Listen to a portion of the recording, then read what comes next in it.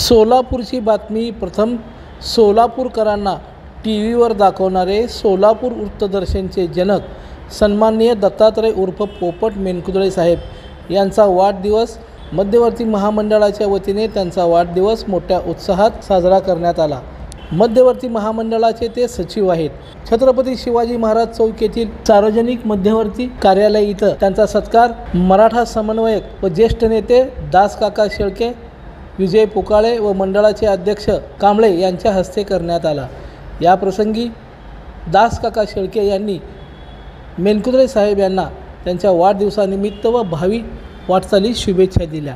आमचे मित्र आणि सामाजिक कामातले सहकारी दत्तात्रय मेनकुदळे सोलापुरात त्यांना कोण ओळखत नाही असेल, कारण सोलापुरात टीव्हीद्वारे स्थानिक बातम्या दाखवायचा पहिला प्रयत्न केला असेल तर आमचे मित्र मेनकुदळे यांनी केला। आणि आज शहराची अवस्था मग स्वच्छतेच्या बाबतीत असेल, कायदा व्यवस्थाच्या बाबतीत असेल, तर सोलापूर वृत्तदर्शन याची आम्हाला खूप आठवण येते आणि गरज भासते।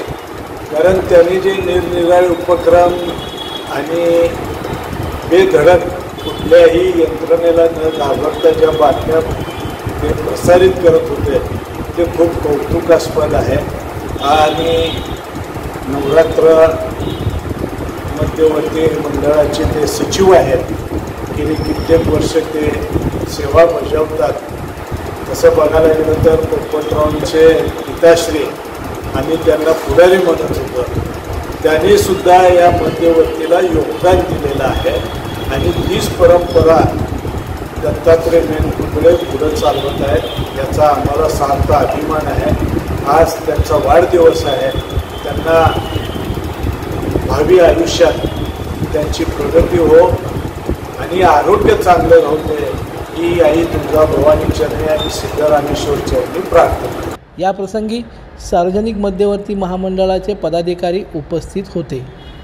लोकदर्शन मराठी चॅनलला सबस्क्राइब करा, बेल बटनला क्लिक करा व लाईक करायला विसरू नका।